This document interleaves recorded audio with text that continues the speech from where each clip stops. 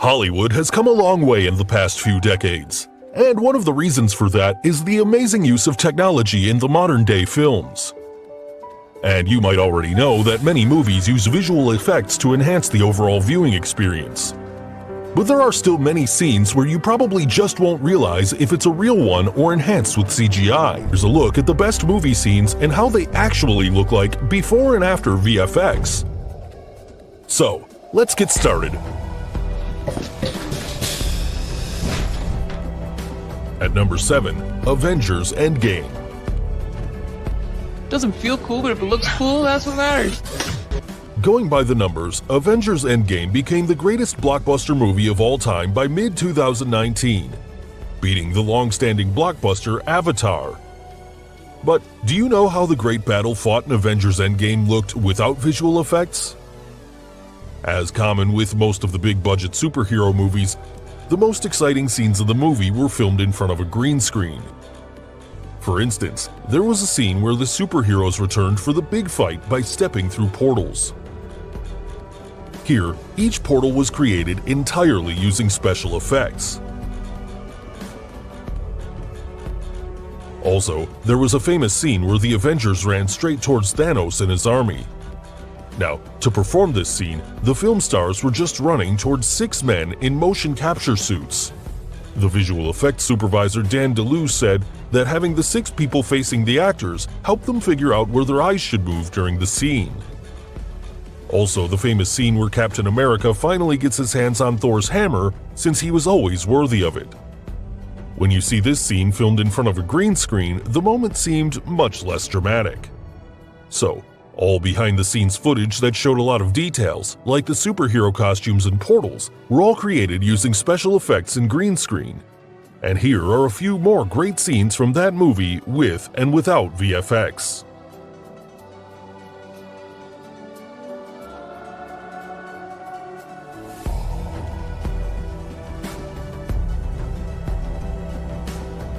At number 6, Venom. Tom Hardy is known to do films which possess quite a few challenges as an actor, and Venom is one such movie in which he performed quite well. Now, all Spider-Man fans will already be familiar with Venom through previous films, but bringing the villain to life this time round posed unique challenges for the film's VFX supervisor, Paul Franklin. Also, it's the visual effects that drive the spectacle by transforming Hardy's ordinary human reporter named Eddie Brock into a tentacle-sprouting symbiote freak. One of the key things about Venom is while he's still humanoid in shape, he's able to move at incredible speeds and can do extraordinary moves, and never moves like a human being. So, for Tom to look like Venom presented a great creative challenge. His movement and body language became the cornerstone for the VFX work.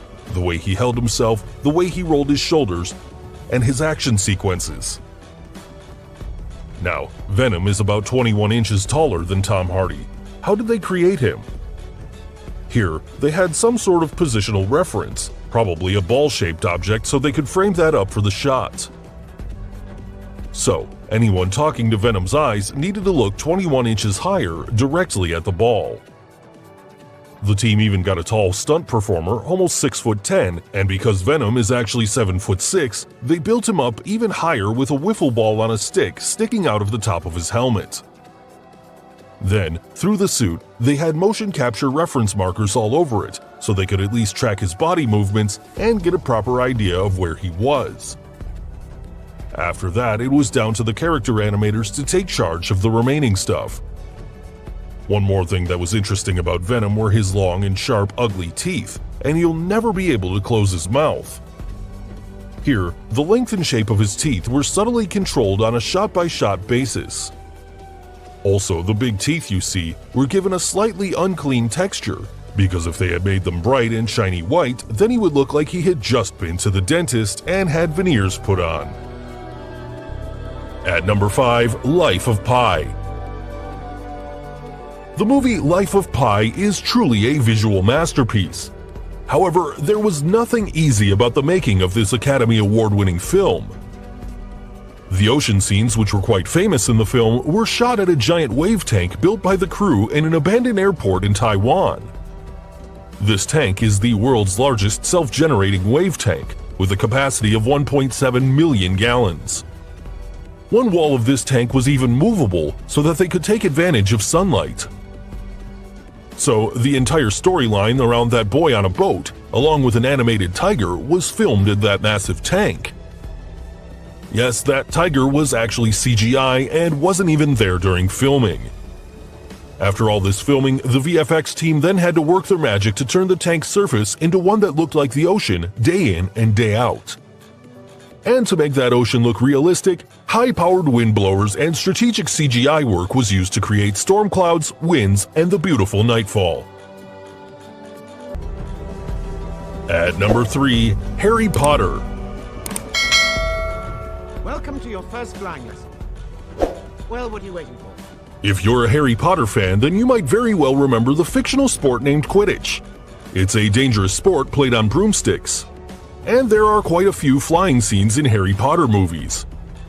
These flying scenes are filmed differently throughout the Harry Potter series depending on the scene. And of course, it's not actually done in the air. For instance, look at this flying scene. In reality, it involves real costumes and broomsticks being filmed behind a blue screen or a green screen background, where the digital environment is filled in. The VFX team creates the digital environments using a combination of real photography and CGI digital doubles to make for even more frenetic gameplay. The floating books are another cool effect from the movie series. In one of the Harry Potter movies, Hermione is seen holding up books to a library shelf where they float back into place. But in reality, they're grabbed by green-gloved people. There are people standing on the other side of the shelves wearing green gloves and grabbing the books back in. Their hands are removed in post-production, making the illusion as if the books magically float. At number 2, Game of Thrones Season 7.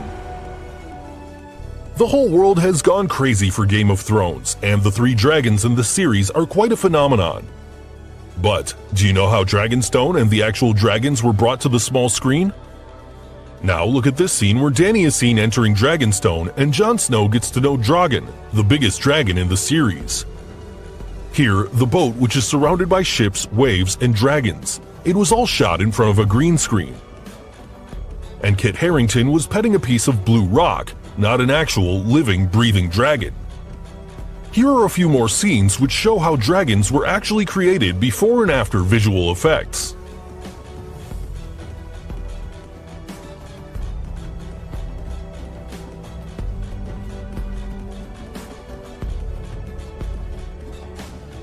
So finally, the number 1 movie in our list, and yes, it's a superhero film. Avengers: Age of Ultron. When you settle in to watch a movie like Avengers: Age of Ultron, you know you're going to watch some CGI.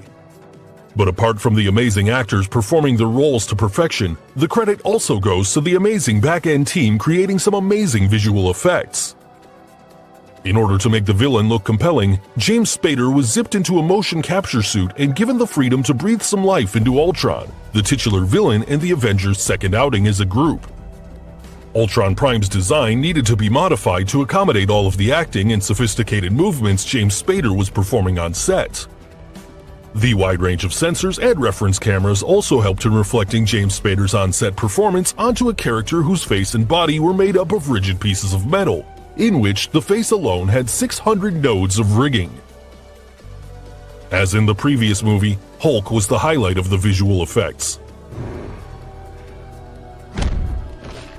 With the digital character appearing in 50% more shots than in the previous film, the VFX team took a new approach to the Green Giant's muscles and flesh. And it involved building the rig, putting the muscle system on top, and the skin on top of that, to make it 6 times more efficient. So guys, hope you enjoyed this video. And what do you think of these movie scenes? And which movie has the best VFX scenes?